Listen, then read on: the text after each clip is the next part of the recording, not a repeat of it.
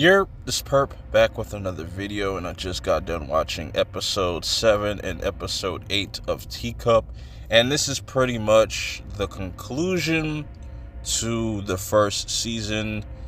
A lot to kind of unpack. I really enjoyed episode 7, where we really dive into the paranoia of not knowing who to trust, because anybody could be the assassin, and the only way to really figure that out is if you drown somebody. So who's going to be doing that?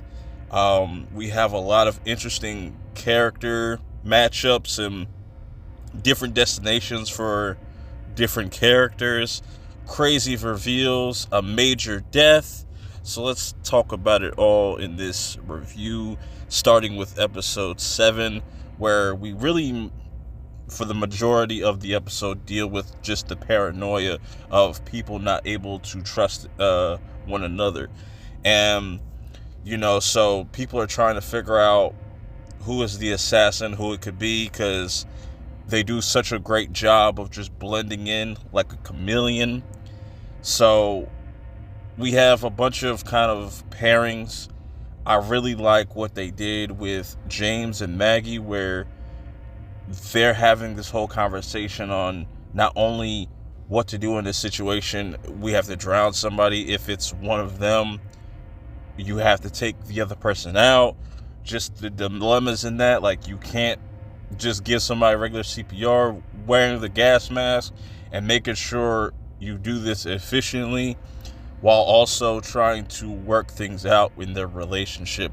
And that was a really heartbreaking moment because of where it leads to.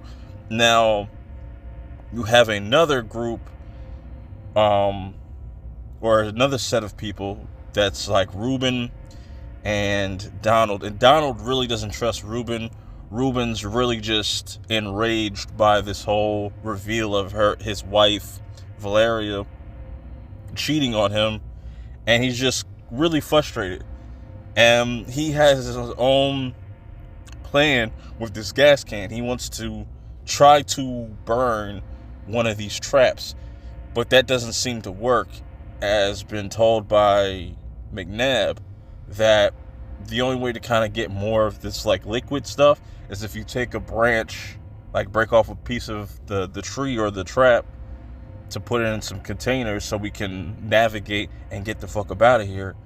So that's what's going on over there. Meanwhile, you have Valeria and Ellen having some interesting interactions, and just that suspense of you really don't know where this assassin went after it left Ellen. And it definitely seems like Ellen is telling the truth, and then you get the reveal, as everybody's kind of keeping guard of Arlo. Everybody's making sure they stand guard of his door, nobody gets past them. We have Nicholas and Mariel having a moment, kissing, becoming closer, and Nicholas is kind of breaking down McNabb's little journal, logging everything. And then there's this underground kind of circuit of people, like their name, like they're pretty much like the resistance to this whole alien invasion that's just kind of brewing. A lot of fascinating things going on in this first episode. So then what ends up happening is Valeria runs to Nicholas and says, "I know who is the assassin." And right by the line and stuff, this is where it gets revealed that the assassin was in Valeria the whole time. Switches bodies, and now Nicholas, that is the assassin, pushes his own mother over the line. And that was really fucking crazy and really a sad moment. But wait, what a way to fucking go out. That was a really kind of unexpected turn, which leads into like episode 8, where everything starts to go really crazy. Our characters are still kind of split up. You still have like James and Maggie talking their issues out, and James just kind of pouring his heart out, saying he's sorry, explaining the whole Valeria thing and just how he was mentally and stuff like that. He just didn't know how to feel, and really sad, touching moments. And you could tell that Maggie really still cares, but she's also very devastated and heartbroken because this is definitely going to affect their family. Even worse so, what ends up happening next, as now that Nicholas has the assassin in him, the assassin now jumps into Mariel, and this is where things get really crazy, as now Mariel and Maggie have to have this kind of face off, but it's also a trap because Arlo says, like, we could try to trap the assassin just to kind of slow him down.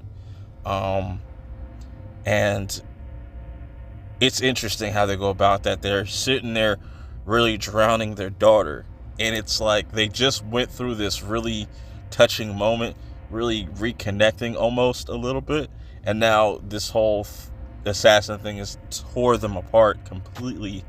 And now the assassin jumps into James, and this is where things get really emotional for not only Maggie but the kids as well, because now James is out to get Arlo, and luckily enough they're able to trap him in this little freezer thing. And as the rest of the group, like Donald, Ruben, and McNabb, get back with some more of that liquid stuff to help them travel and leave this farm to find some type of help or try to do something. Yeah, that's pretty crazy. But also there's these other groups of people that are looking for McNabb that we see kind of come into play once they leave the spot. They kind of almost try to set a trap, but one of these associates that, or people that were a part of the resistance, a part of McNabb and Olsen's group at one point, end up running these people over and saying, like, look, man, they were about to tie y'all up, hit you with the ketamine and all that stuff. They were not your friends. This is a lot bigger than you guys realized. Like, these things are starting to wake up. Now Arlo has to take the Harbinger to activate this machine, and we're probably not going to get there anytime soon until season 2 and beyond. But I like how, it pretty much sets up this whole journey of them going from Atlanta to, I forget exactly where it is. I think it's somewhere in the Northeast.